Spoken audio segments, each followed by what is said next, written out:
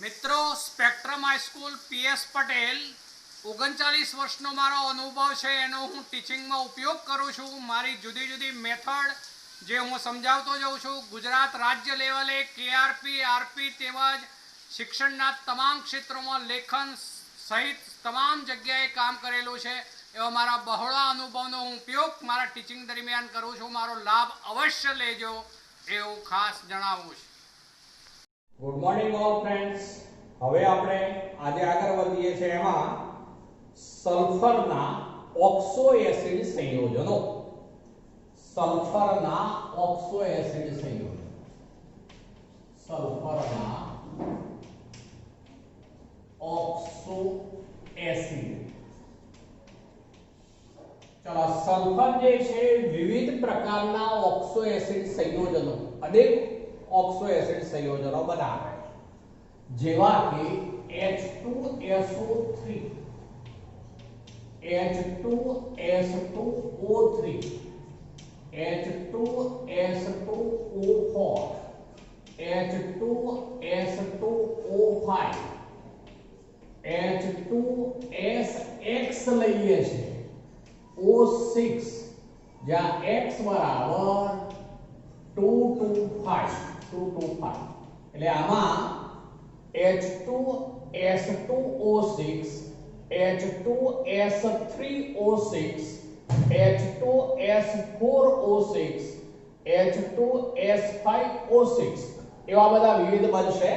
એટલે H2SXO6 X બરાબર આપણે લખી દીધું 225। ચલો, આ ઉપરાંત H2SO4, H2SO5 એ ઉપરાંત H2S2O7 અને H2S2O8 તો આવા વિવિધ ઓક્સો એસિડ સંયોજનો સલ્ફર બનાવે છે। H2SO3, H2S2O3, H2S2O4, H2S2O5, H2SX O6 X બરાબર 225। અહીંયા આપણે H2SO3 પછી આપણે H2S2O3 પછી ઓક્સિજન જ વધારતા ગયા છે। H2S2O4, H2S2O5 ઓક્સિજન વધારતા ગયા છે, પણ પછી શું લીધું પાછું? H2SXO6 ઓક્સિજન પણ વધાર્યો અને X ની કિંમત 225 બનાવી। ચલો, H2SO4 એક ઓક્સિજન વધાર્યો, H2SO5, જ્યારે આની અંદર H2S2O7, H2S2O8 આ બધા ઓક્સો એસિડ છે, પરંતુ આ બધા ઓક્સો એસિડને શુદ્ધ સ્વરૂપે અલગ મેળવવા મુશ્કેલ હોય છે। શુદ્ધ સ્વરૂપે અલગ મેળવવા મુશ્કેલ હોય છે। તેઓ તેમના જલીય દ્રાવણોમાં અથવા તો ક્ષાર સ્વરૂપે હોય છે, ક્ષાર સ્વરૂપે મળી શકે છે, પણ તેમને અલગ મેળવવા મુશ્કેલ હોય છે। આ પૈકી કેટલાક અગત્યના ઓક્સો એસિડની વાત બંધારણીય સૂત્રો સહિત લઈએ છે। તો પહેલું લઉં છું H2SO3 ની વાત। તો એમાં આ બધા જે છે ડાયબેઝિક એસિડ છે, દ્વિબેઝિક એસિડ છે, જેથી તેમના બંધારણોમાં બે OH બંધ આવેલા હોય।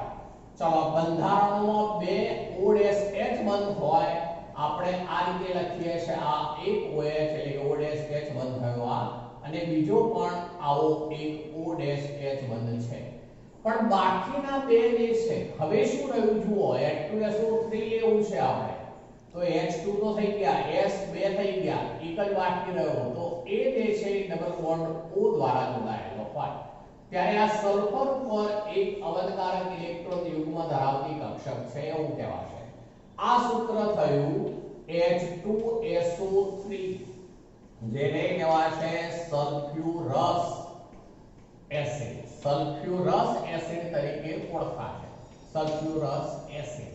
ચલો, આ H2SO3 નું બંધારણીય સૂત્ર છે। H2SO4 લઈએ છે હવે, તો એમાં આવું તો છે જ, OH OH પણ અહીંયા જે છે એ ડબલ બોન્ડ O પણ ખરો ઉપર પણ ડબલ બોન્ડ O આવે, અહીંયા ડબલ બોન્ડ O થઈ જાય ઉપર, તો હવે એક ઓક્સિજન વધી ગયો, માટે આ બની ગયું H2SO4 છે. H2SO4 છે, જેને કહેવાશે sulphuric acid. Sulphuric acid, sulphuric acid. હવે જો આમાં S નું ઓક્સિડેશન આપશો તો 3 ગુણા 6, 6 માંથી 2 જશે, 6 માંથી 2 જાય એટલે 4 એટલે +4 છે. ચલો આમાં 4 ગુણા 8, 8 માંથી 2 જાય એટલે +6 છે. આ નીચે ઓક્સિડેશન સ્થિતિ માટે અસ શબ્દ આવ્યો, સલ્ફ્યુરસ એસિડ. આ ઊંચી ઓક્સિડેશન સ્થિતિ માટે ઈક શબ્દ આવ્યો, એટલે સલ્ફ્યુરિક શબ્દ છે. સલ્ફ્યુરિક એસિડ તરીકે આ સલ્ફ્યુરસ એસિડ, જ્યારે આ સલ્ફ્યુરિક એસિડ તરીકે ઓળખાશે.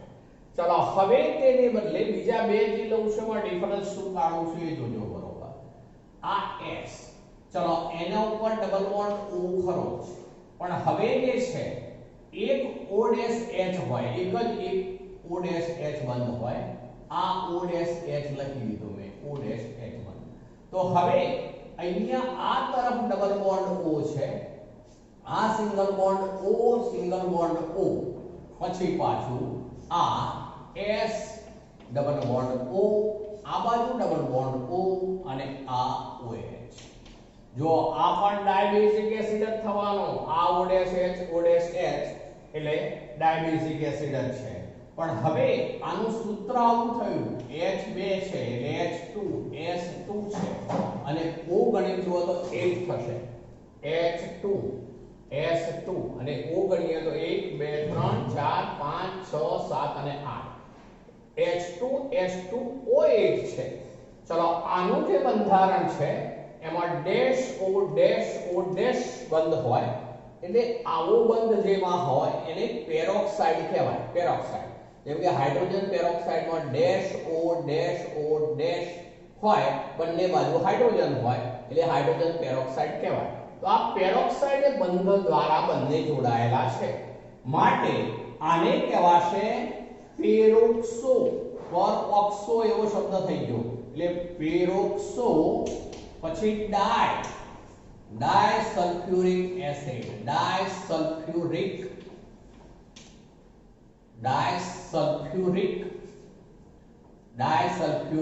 એસિડ, આવું કહેવાશે ડાયસલ્ફ્યુરિક એસિડ. ડાયસલ્ફ્યુરિક એસિડ તરીકે ઓળખાશે સલ્ફ્યુરિક એસિડ, બરોબર. ચલો તો આ ડાયસલ્ફ્યુરિક એસિડ કહેવાશે. ડાય શબ્દ કેમ આવ્યો મિત્રો? તો આમ તો એમ કહી શકીએ આપણે H2SO4 હોય એને ડબલ કરી દઈએ તો એ વખતે H4 થાય, પણ એમાંથી 2H ગયેલા છે એટલે H2S2O8 માટેના નામમાં પેરોક્સો શબ્દ, પર-ઓક્સો શબ્દ છે એના ઉપરથી છે, પેરોક્સો ડાયસલ્ફ્યુરિક એસિડ કહેવાશે, H2S2O8. બીજું એક લઈએ છે, એમાં ડિફરન્સ શું પાડું છે જોજો. તો બંને સલ્ફર એક ઓક્સિજન દ્વારા જોડાયેલા છે. આમાં બંને સલ્ફર ડેશ O એટલે કે પેરોક્સાઇડ બંધ દ્વારા જોડાયેલ છે, જ્યારે આમાં બંને ઓક્સિજન બંને સલ્ફર એક ઓક્સિજન દ્વારા જોડાયેલ છે. ચલો હવે આ સલ્ફર ઉપર ડબલ બોન્ડ O, આના ઉપર પણ ડબલ બોન્ડ O, આ પણ ડાયબેઝિક જ છે, માટે OH, અહીંયા સલ્ફર ઉપર OH. ચલો આ બાજુ ડબલ બોન્ડ O, આ બાજુ પણ ડબલ બોન્ડ O.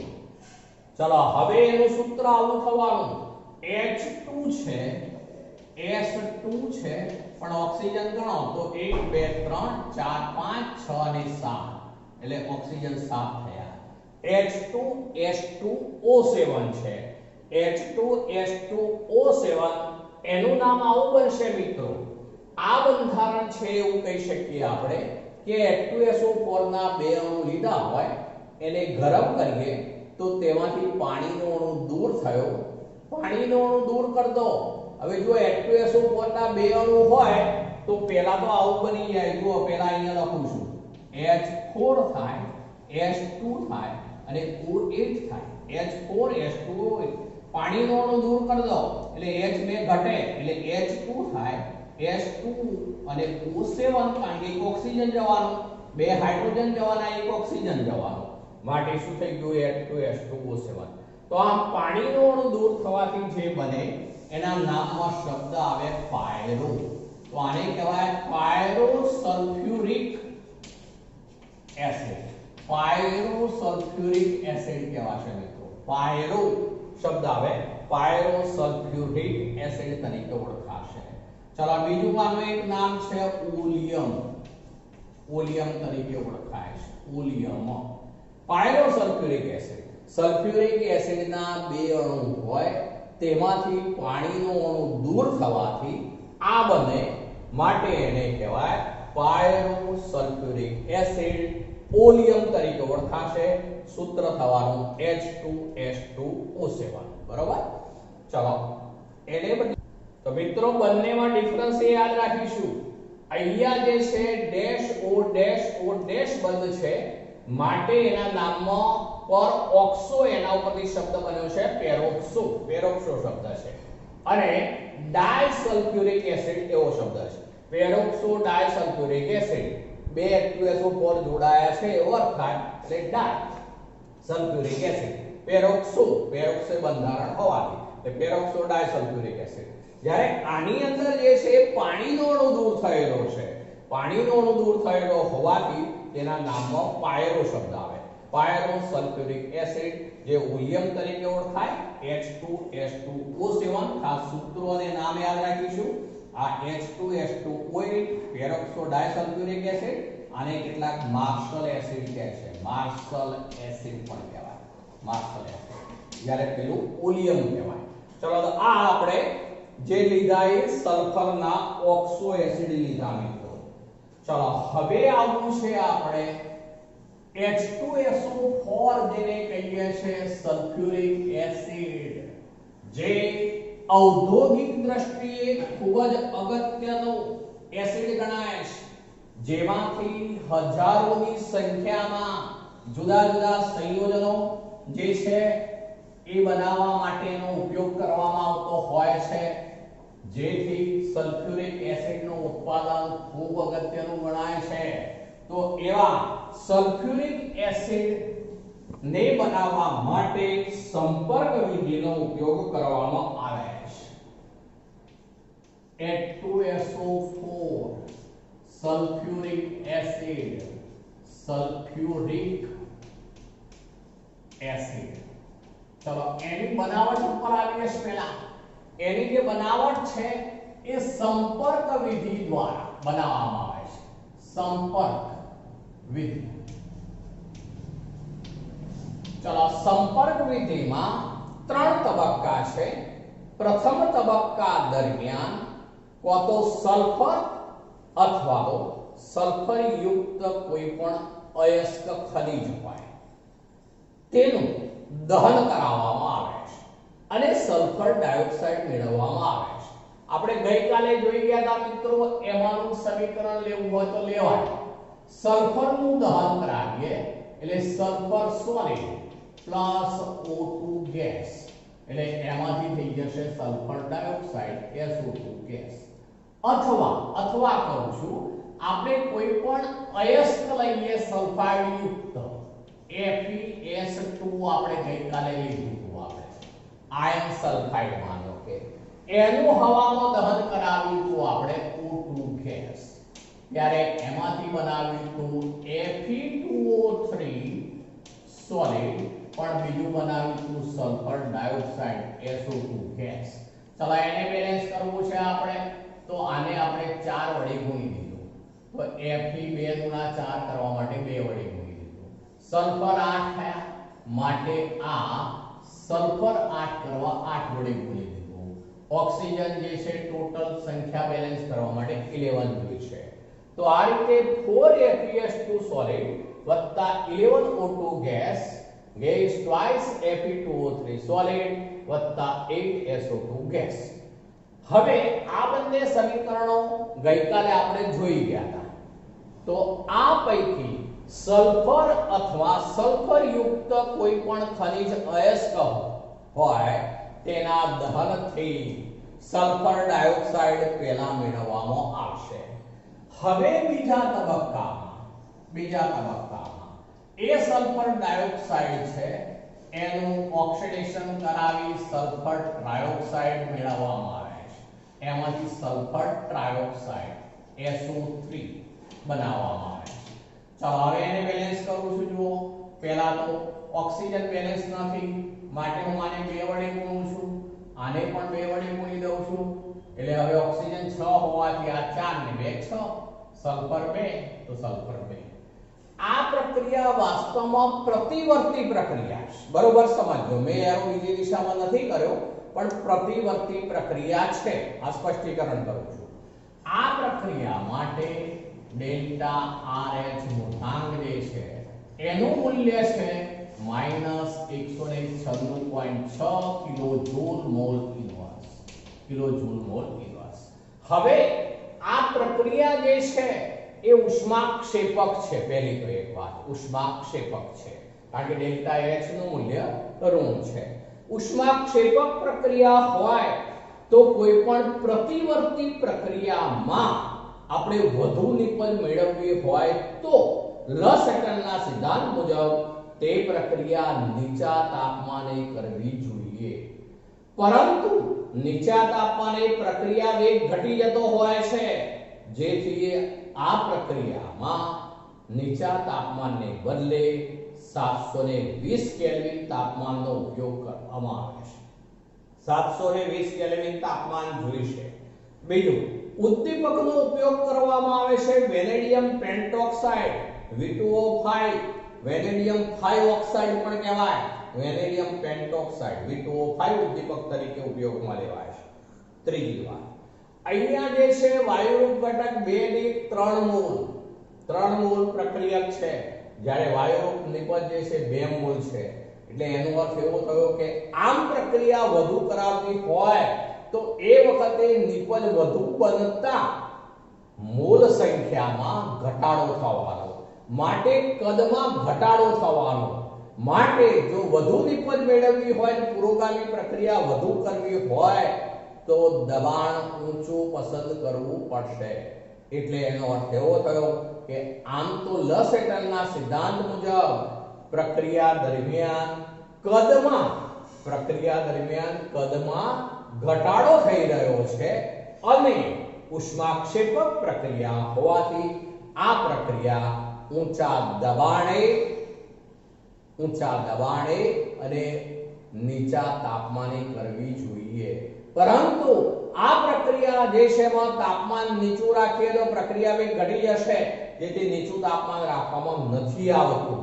એ વખતે વેનેડિયમ પેન્ટોક્સાઇડ ઉદ્દીપક જરૂરી બને છે અને સાથે અહીંયા જે છે એ 2 બાર દબાણ હોય છે. 2 બાર દબાણ અને જે તાપમાન છે 720 કેલ્વિન તાપમાન લેવામાં આવે છે. તો આ સંપર્ક વિધિ માટે આ સ્ટેપ ખૂબ અગત્યનું છે.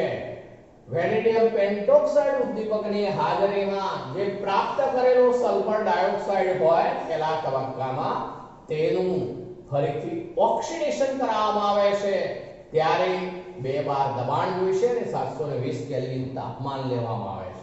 આ યોગ્ય પરિસ્થિતિ કહેવાશે. ત્યારે સલ્ફર ટ્રાયોક્સાઇડ આપણને વધુ પ્રમાણમાં મળશે. હવે એ સલ્ફર ટ્રાયોક્સાઇડ જે ઉત્પન્ન થયો તેને સાંદ્ર H2SO4 ની અંદર અવશોષી લેવામાં આવે છે. એને સાંદ્ર H2SO4 જે હોય તેની અંદર અવશોષી લેવામાં આવે છે, અવશોષણ કરવામાં આવે છે. ત્યારે તેમાંથી બની જવાનું H2S2O7. શું બની ગયું મિત્રો? જુઓ, H2S2 અને O7, H2S2O7 બનશે, જેને કહેવાય છે ઓલિયમ. તો આ પ્રક્રિયા દરમિયાન પહેલા તો ઓલિયમ બનશે. હવે એ ઓલિયમ જે છે એમાંથી આપણે જરૂરિયાત મુજબ પાણી ઉમેરી અને મંદન કરીશું અને યોગ્ય સાંદ્રતા ધરાવતા H2SO4 ને મેળવી શકીશું. એટલે એમાં આવું કરવું પડે. જે ઓલિયમ છે H2SO7 એની અંદર હવે જરૂરિયાત મુજબ પાણી ઉમેરીએ, મંથન કરીએ એટલે એમાંથી H2SO4 સલ્ફ્યુરિક એસિડ બનાવી શકાશે. આ સલ્ફ્યુરિક એસિડ જે છે એ આપણે ધારીએ તો 96 થી 98% સાંદ્રતા ધરાવતો H2SO4 મેળવી શકીએ છીએ. આપણે આ દરમિયાન માનો કે પાણીનું પ્રમાણ ઘણું જ ઓછું કરી દઈએ તો હું હવે આવું કરી દઉં છું. જુઓ, પાણી જે છે ઓછું હોય, ઘણું ઓછા પ્રમાણમાં છે ખરું પણ ઘણા ઓછા પ્રમાણમાં, તો એ વખતે ઓલિયમ જે હશે એ એકદમ સાંદ્ર હશે. ઓલિયમ એકદમ સાંદ્ર હશે. 96 થી 98% સાંદ્રતા ધરાવતો આપણે H2SO4 મેળવવો હોય તો થોડુંક પ્રમાણમાં જ પાણી ઉમેરીશું એટલે પ્રક્રિયા તો આવી થઈ જશે. 96 થી 98% સાંદ્રતા વાળો H2SO4 મેળવી શકાશે. આપણે એથી નીચી સાંદ્રતા વાળો જોઈએ તો પાણી થોડું વધારે ઉમેરી અને મંથન કરીશું તો છેવટે H2SO4 જેને aqueous લખાય એ આપણે મેળવી શકીશું. ચલો તો આ રીતે સલ્ફ્યુરિક એસિડ બનાવી શકાય. આખી વિધિને સંપર્ક વિધિ કહે છે. 3 તબક્કામાં પ્રક્રિયા થશે. પ્રથમ તબક્કા દરમિયાન સલ્ફર કે કોઈ પણ સલ્ફર યુક્ત ખનિજ અયસ્ક હોય એનું દહન કરી સલ્ફર ડાયોક્સાઇડ મેળવવામાં આવે. ત્યારબાદ એ સલ્ફર ડાયોક્સાઇડનું વેનેડિયમ પેન્ટોક્સાઇડ ઉદ્દીપકની હાજરીમાં 2 બાર દબાણે અને 720 કેલ્વિન તાપમાને ફરીથી ઓક્સિડેશન કરાવતા સલ્ફર ટ્રાયોક્સાઇડ મેળવી શકાય છે. સલ્ફર ટ્રાયોક્સાઇડ જે મળે તેનું સાંદ્ર H2SO4 માં અવશોષણ કરતા H2S2O7 એટલે ઓલિયમ મળે છે. એ ઓલિયમમાં જરૂરિયાત મુજબનું પાણી ઉમેરી અને મંથન કરતા જરૂરિયાત મુજબની સાંદ્રતા ધરાવતો સલ્ફ્યુરિક એસિડ મેળવી શકાય છે. આ સંપર્ક વિધિ દ્વારા 96 થી 98% સાંદ્રતા ધરાવતો પણ સલ્ફ્યુરિક એસિડ મેળવી શકાય છે. ચલો તો આપણે એની બનાવટ લીધી મિત્રો. હવે આવીએ છે એના ગુણધર્મો ઉપર. ગુણધર્મો. ચલો, સલ્ફ્યુરિક એસિડ જે છે એ તૈલી, રંગવિહીન, ઘટ્ટ પ્રવાહી છે. ફરીથી બોલું છું, સલ્ફ્યુરિક એસિડ એ રંગવિહીન, તૈલી, ઘટ્ટ પ્રવાહી છે. તેનું જે ઉત્કલન બિંદુ છે એ 611 કેલ્વિન છે. 611 કેલ્વિન તાપમાને એ ઉકળે છે. પણ 283 કેલ્વિન તાપમાને તે ઠરી જાય છે. ફરીથી બોલું છું, 611 કેલ્વિન તાપમાને ઉકળે છે, 283 કેલ્વિન તાપમાને ઠરી જાય છે. 298 કેલ્વિન તાપમાને તેની વિશિષ્ટ ઘનતા 1.84 છે. 298 કેલ્વિન તાપમાને તેની વિશિષ્ટ ઘનતા 1.84 છે. હવે સલ્ફ્યુરિક એસિડ જે છે એ સાંદ્ર સલ્ફ્યુરિક એસિડનું જ્યારે આપણે કોઈ દ્રાવણ બનાવવું હોય ત્યારે ખૂબ જ મોટા જથ્થામાં ઉષ્મા મુક્ત થતી હોય છે. માટે ખૂબ જ સાવચેતી રાખવી જરૂરી બનશે. એમાં શું કરવું પડે એ બોલું છું, ધ્યાન રાખજો. હવે પ્રયોગશાળામાં સાંદ્ર સલ્ફ્યુરિક એસિડ માંથી જ્યારે મંદ સલ્ફ્યુરિક એસિડ બનાવવાનો હોય ત્યારે વધુ જથ્થામાં પહેલા પાણી લઈએ. માનો કે 10 લીટર પાણી લીધું છે. હવે જરૂરિયાત મુજબનો સાંદ્ર H2SO4 લઈ તેમાંથી થોડોક H2SO4 પહેલા પાણીમાં નાખીશું અને હલાવીશું. તેને થોડોક સમય જવા દઈશું જેથી પ્રક્રિયા દરમિયાન ઉત્પન્ન થયેલી ઉષ્મા વાતાવરણમાં જતી રહે. ફરીથી પાછો થોડોક H2SO4 ઉમેરીશું.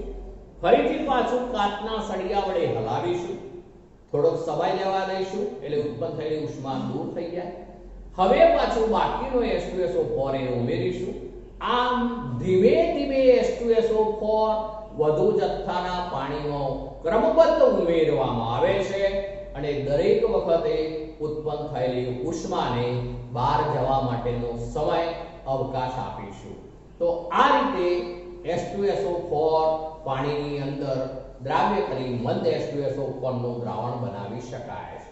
તો આ રીતે મિત્રો H2SO4 નું મંદ જલીય દ્રાવણ બનાવતી વખતે વિશેષ કાળજી લેવી જરૂરી બને છે. ચલો આગળ વધું છું. H2SO4 જે છે એમાં ચાર મહત્વના ગુણધર્મો છે. એ ચાર ગુણધર્મો ઉપર આવું છું. તો એક ગુણધર્મ લઈએ છે તે પ્રબળ એસિડિક ગુણધર્મ ધરાવે છે. પ્રબળ એસિડિક ગુણધર્મ. ચલો બીજો ગુણધર્મ લઉં છું તો એને કહીશું આપણે તે નીચી બાષ્પશીલતા ધરાવે છે.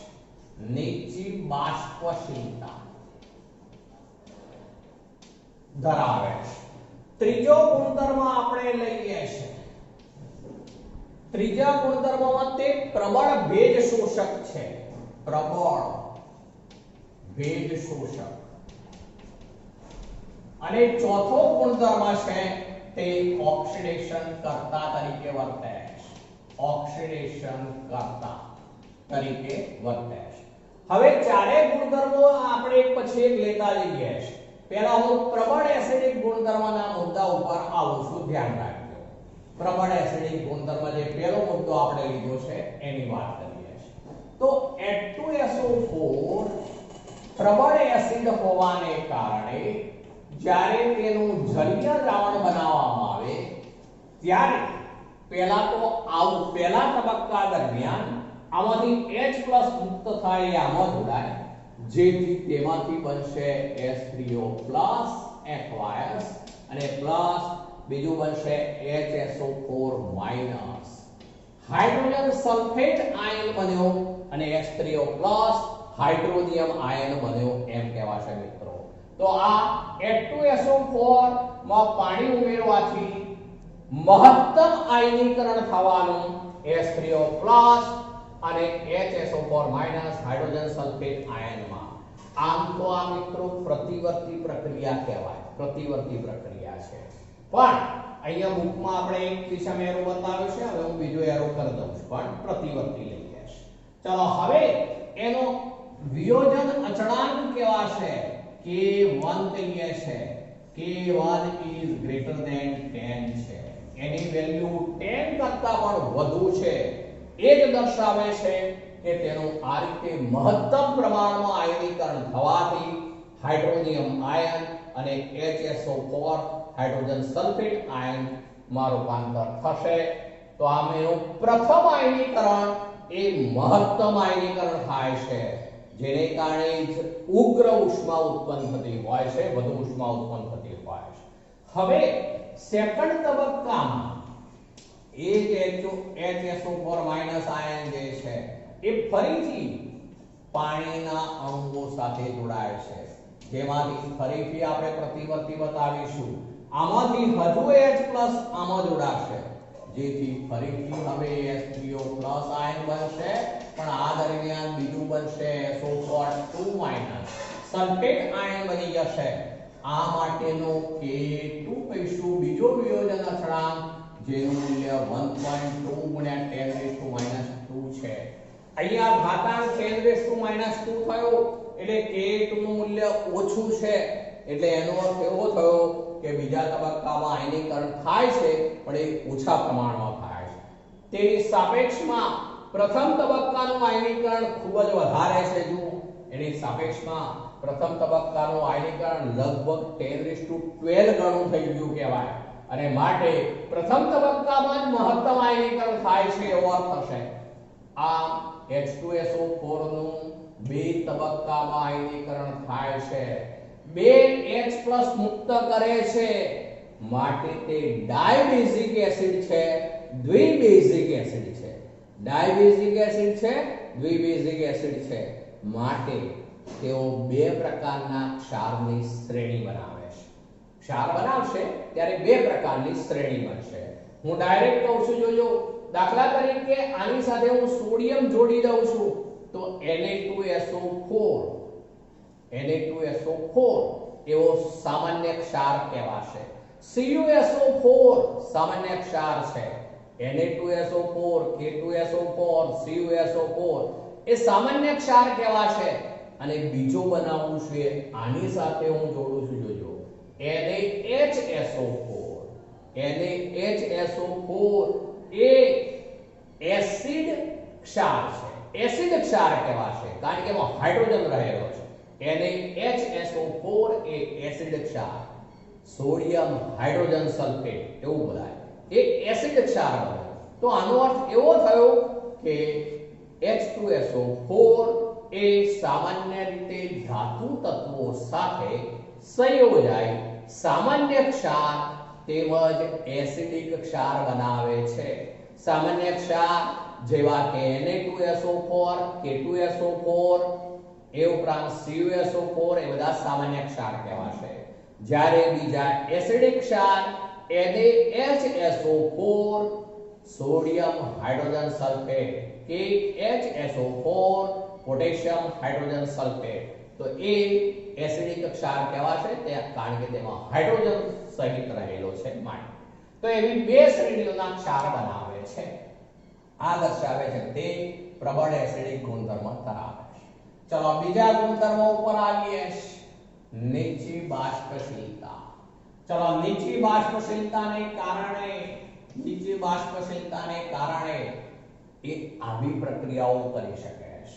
હું MX એક ક્ષાર લઉં છું. ચલો આ એક ક્ષાર છે, તેની H2SO4 સાથે પ્રક્રિયા કરાવીએ ત્યારે તેમાંથી આવું બની જશે. તેમાંથી એક બને છે HX અને બીજું બને છે M2SO4 ક્ષાર, M2SO4. હવે જુઓ મિત્રો, અહીંયા X બરાબર શરત છે, X બરાબર FCl અને NO3. X બરાબર FCl અને NO3. એટલે મારે અહીંયા જે લેવા હોય M ધાતુ છે, અહીંયા M ધાતુ છે, જ્યારે M ધાતુ, આ ધાતુનો ફ્લોરાઇડ લેવો પડે. માનો કે NaF CaF2, તો એવો ફ્લોરાઇડ લેવો પડે મારે, પછી CaF2 બોલાશે, કેલ્શિયમ +2 એટલે. તો એવો ક્ષાર લેવો પડે. NaCl, CaCl2, NaNO3, CaNO3 twice એવા લેવા પડે મારે ક્ષાર, ધાતુ ક્ષાર. ચલો આ H2SO4 છે, બેલેન્સ કરીએ પહેલા. M2 છે તો આને 2 વડે ગુણવું પડે આપણે. ચલો હવે X 2 થઈ ગયા તો આને 2 વડે ગુણવું પડે. ચલો તો H તો 2 છે, બેલેન્સ છે. હવે તો આ twice MX solid વત્તા H2SO4 aqueous gas twice HX aqueous વત્તા M2SO4.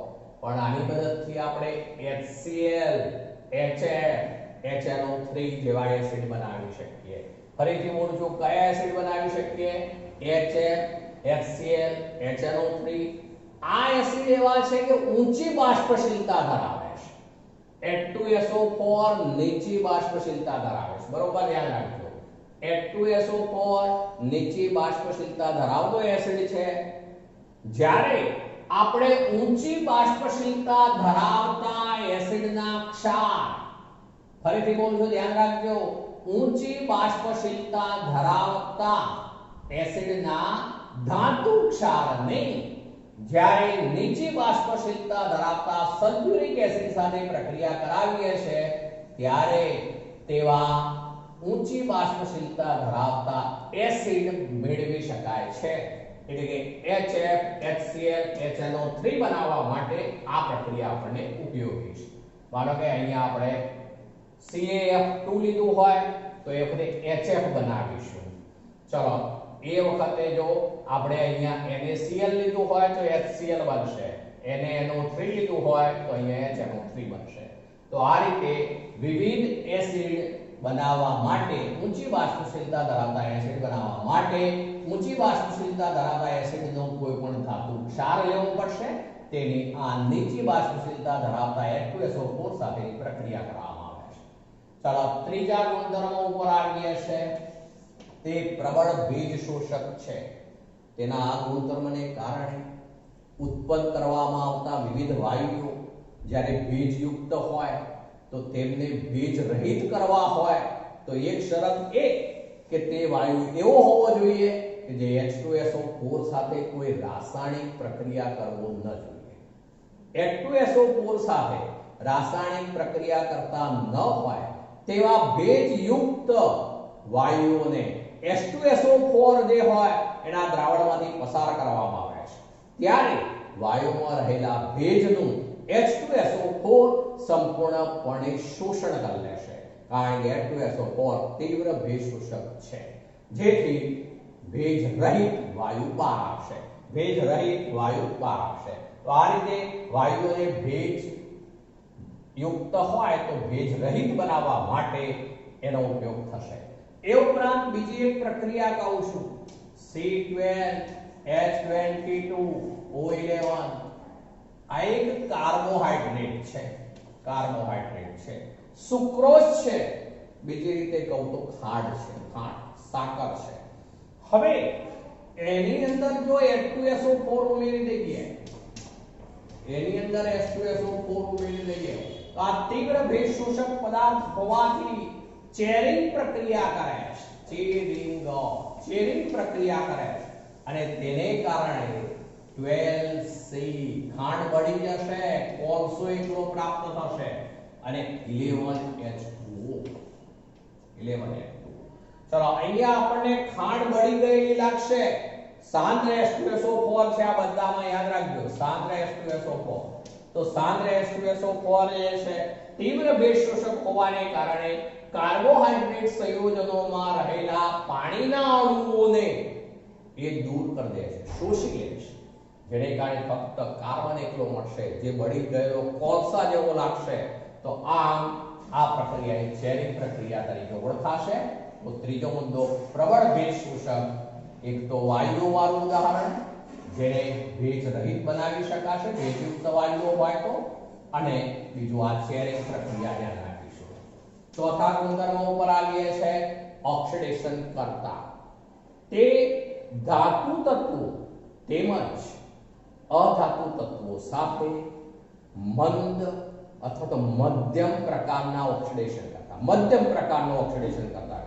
મધ્યમ પ્રબળતા ધરાવતા ઓક્સિડેશન કરતા તરીકે વર્તે છે ધાતુ તત્વો તેમજ અધાતુ તત્વો સાથે H2SO4 મધ્યમ પ્રબળતા ધરાવતા ઓક્સિડેશન કરતા તરીકે વર્તે છે એની આ પ્રકારની વર્તણૂક ફોસ્ફોરિક એસિડ અને નાઇટ્રિક એસિડ બંનેની વચગાળાની છે ફોસ્ફોરિક એસિડ કરતા તેની ઓક્સિડેશન કરતા વૃત્તિ વધારે પ્રબળ ગણીશું પણ નાઇટ્રિક એસિડ કરતા તેની ઓક્સિડેશન કરતા વૃત્તિ એ મંદ ગણાશે એટલા માટે મધ્યમ પ્રબળતા ધરાવતો જે છે એ મધ્યમ પ્રબળતા ધરાવતો ઓક્સિડેશન કરતા તરીકે વર્તે છે એમ કહેવાશે ચલો એવા ધાતુ તત્વો લઉં છું કોપર માનો કે તો કોપર સાથે H2SO4 ની પ્રક્રિયા થાય છે ત્યારે CuSO4 બને છે અને સલ્ફર ડાયોક્સાઇડ મુક્ત થાય છે હવે હું આને બેલેન્સ કરું છું જુઓ પહેલા આ બાજુ સલ્ફર 2 તો થયા મિનિમમ 2 સલ્ફર જોઈશે એટલે 2 વડે ગુણી દો ચલો હાઇડ્રોજન 4 થયા તો બીજી પેલી બાજુ હાઇડ્રોજન બિલકુલ નથી ઓક્સિજન 8 થયા ઓક્સિજન 4 ને 2 6 થયા માટે +2H2 હવે ગણી જુઓ હાઇડ્રોજન 4 તો હાઇડ્રોજન 4 સલ્ફર 2 તો સલ્ફર 1 અને 2 ઓક્સિજન 8 ઓક્સિજન 4 ને 2 6 2 8 બેલેન્સ થઈ ગયું તો આ રીતે કોપર જે છે H2SO4 સાથે પ્રક્રિયા કરી કોપર સલ્ફેટ બનાવશે આ એનો ક્ષાર બની ગયો ધાતુ ક્ષાર એ દરમિયાન SO2 મુક્ત કરે છે SO2 મુક્ત કરશે આમાં સલ્ફરનો ઓક્સિડેશન આંક ગણો તો જુઓ 4 ગુણા 8 માંથી 2 ગયા એટલે +6 છે સલ્ફરનો ઓક્સિડેશન +6 ચલો આમાં સલ્ફરનો ઓક્સિડેશન આંક ગણો તો આ 2 ગુણા 4 એટલે +4 છે તો +6 માંથી +4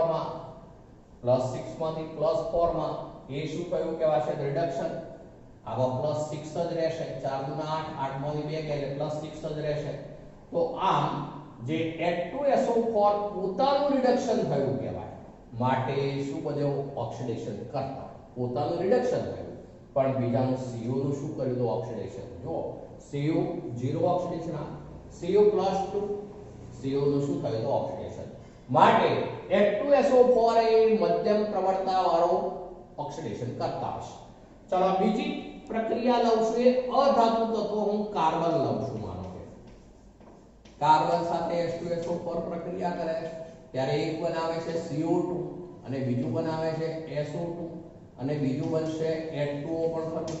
ચલો બેલેન્સ કરી લઈએ હવે. તો જુઓ પહેલા તો કાર્બન એક છે, સલ્ફર એક તો સલ્ફર પણ એક છે, પણ ઓક્સિજન 4 તો આ તો 2 2 4 ને 1 5 છે. એટલે આપણે આને 2 વડે ગુણી લેવું પડશે પહેલા તો. ચલો એને 2 વડે ગુણી તો સલ્ફર 2 થયા, તો આને 2 વડે ગુણી દઈએ તો સલ્ફર 2 થયા. હવે હાઇડ્રોજન 4 હોવાથી આને 2 વડે ગુણવું પડશે, તો એને 2 વડે ગુણીએ. હવે ગણી જુઓ તો 4 ના 8 તો 2 2 4 6 6 2 8 બેલેન્સ થઈ ગયું. તો આ રીતે કાર્બન અધાતુ તત્વ છે, એની સલ્ફ્યુરિક એસિડ સાથેની પ્રક્રિયાથી શું બની ગયું તો CO2 twice SO2 2H2O.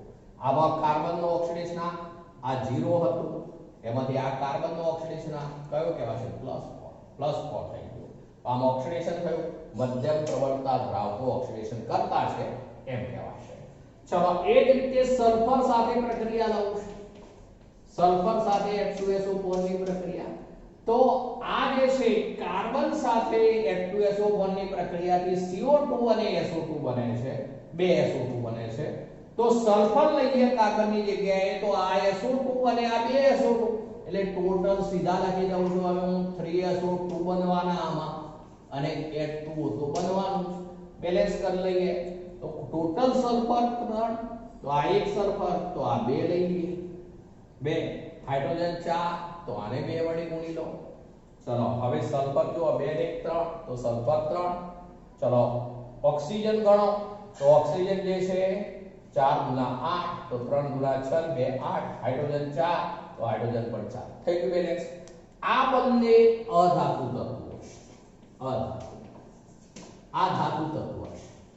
તો આમ ધાતુ તત્વ હોય કે અધાતુ તત્વ હોય તેની સાથે સલ્ફ્યુરિક એસિડ જે છે એ મધ્યમ પ્રબળતા વાળા ઓક્સિડેશન કરતા તરીકે એ પ્રક્રિયામાં જોડાય છે, જેની મધ્યમ પ્રબળતા ધરાવતો ઓક્સિડેશન કરતા કહેવાશે, જે ફોસ્ફોરિક એસિડની સાપેક્ષ અને નાઇટ્રિક એસિડ એ બંનેની વચગાળાનો છે. પ્રબળતાની દ્રષ્ટિએ મધ્યમ પ્રબળતા વાળો એટલા માટે કહેવાશે અને તેથી આ દરેક પ્રક્રિયા દરમિયાન SO2 ઉત્પન્ન કરે છે. જો દરેક પ્રક્રિયા દરમિયાન SO2 ઉત્પન્ન કરે છે. અહીંયા પણ સલ્ફર 0 ઓક્સિડેશન એમાંથી અહીંયા +4 ઓક્સિડેશન એટલે કે ઓક્સિડેશન થયું સલ્ફરનું, કોને કર્યું H2SO4 અને H2SO4 ઓક્સિડેશન કરતા છે. આ તમામમાં મધ્યમ પ્રબળતા ધરાવતા ઓક્સિડેશન કરતા તરીકે વર્તે છે. અને છેલ્લે મિત્રો હવે એના ઉપયોગો લઈએ છે. મેં આગળ શરૂઆતમાં કહ્યું H2SO4 એ રસાયણોનો રાજા કહેવાય છે. મોટાભાગના હજારો સંયોજનો જે છે એ બનાવવા માટે ઔદ્યોગિક દ્રષ્ટિએ સલ્ફ્યુરિક એસિડ ખૂબ અગત્યનો છે. જેથી કોઈ પણ દેશની ઔદ્યોગિક ક્રાંતિ કેટલી થયેલી છે તેનો આધાર તે કેટલા પ્રમાણમાં H2SO4 નું ઉત્પાદન કરે છે અને કેટલા પ્રમાણમાં H2SO4 જે છે એનો ઉપયોગ કરે છે. આ ગણતરી ઉપરથી જે તે દેશની ઔદ્યોગિક ક્રાંતિ કેટલા પ્રમાણમાં થયેલી છે એ ગણતરી કરવામાં આવે છે. તો આમ H2SO4 ખૂબ જ અગત્યનું રસાયણ ગણાય છે. દેશની આર્થિક સ્થિતિ માટે પણ ઔદ્યોગિક ક્રાંતિ માટે પણ એ જવાબદાર ગણાય છે. H2SO4 જે છે એનો મહત્તમ એક ઉપયોગ છે વિવિધ ખાતરો બનાવવા માટે. એમોનિયમ સલ્ફેટ છે કે ફોસ્ફોરિક એસિડના બધા ખાતરો છે, ફોસ્ફેટ ખાતરો, એવા ખાતરો બનાવવા માટે સલ્ફ્યુરિક એસિડનો મહત્તમ ઉપયોગ થાય છે. એ ઉપરાંત વાત કરું તો પેઇન્ટ ઉદ્યોગ છે, રંગક છે, વર્ણક છે, એના સ્થાપક તરીકે એના વચગાળાના સંયોજનો તરીકે જે છે એ આ H2SO4 ઉપયોગી છે. પેઇન્ટ ઉદ્યોગ, રંગ તેમજ વર્ણકમાં જે મધ્યમ સંયોજનો જે છે એમાં આ H2SO4 નો ઉપયોગ થાય છે. એ ઉપરાંત વાત કરું તો પેટ્રોલિયમના શુદ્ધિકરણમાં એનો ઉપયોગ થાય છે. એ ઉપરાંત પ્રક્ષાલકો ના બનાવટમાં પણ એનો ઉપયોગ થાય છે. એ સિવાય નાઇટ્રોસેલ્યુલોઝ જેવા નાઇટ્રેટ સંયોજનો બનાવવા માટે પણ તેનો ઉપયોગ થાય છે. પ્રયોગશાળામાં આપણે પ્રક્રિયક તરીકે પણ એનો ઉપયોગ કરીએ છીએ. તો આમ સલ્ફ્યુરિક એસિડ જે છે એનો વિવિધ જગ્યાએ ઉપયોગ થાય છે મિત્રો. પેટ્રોલિયમના શુદ્ધિકરણમાં, વર્ણકો, પેઇન્ટ્સ અને રંગકોના મધ્યવર્તી સંયોજનોના ઉત્પાદનમાં, પ્રક્ષાલક ઉદ્યોગમાં તેમજ ધાતુ કર્મ વિધિ જે છે એના અનુપ્રયોગો જેવા કે એનેમિલિંગ, ઇલેક્ટ્રોપ્લેટિંગ અને ગેલ્વેનાઇઝિંગ પ્રક્રિયા જે છે એ પ્રક્રિયા દરમિયાન પણ H2SO4 જે છે એના દ્વારા ધાતુની પહેલા સફાઈ કરવી જરૂરી હોય છે. એ સફાઈ કરવા માટે પણ H2SO4 નો ઉપયોગ થાય છે. એ સિવાય જે છે એ સંગ્રાહક કોષો, જે વિવિધ વેહિકલમાં જે બેટરીનો ઉપયોગ થાય છે, લેડ સંગ્રાહક કોષ છે, તો આ સંગ્રાહક કોષમાં પણ એનો ઉપયોગ થાય છે. તો આ રીતે નાઇટ્રોસેલ્યુલોઝના નિકોલના ઉત્પાદનમાં તેમજ પ્રયોગશાળામાં પ્રક્રિયક તરીકે પણ ઉપયોગી છે. મિત્રો, છેલ્લે આપણે એક સામાન્ય કોયડો છે, આપણે આજે આટલે સુધી રાખીએ છીએ. ચલો.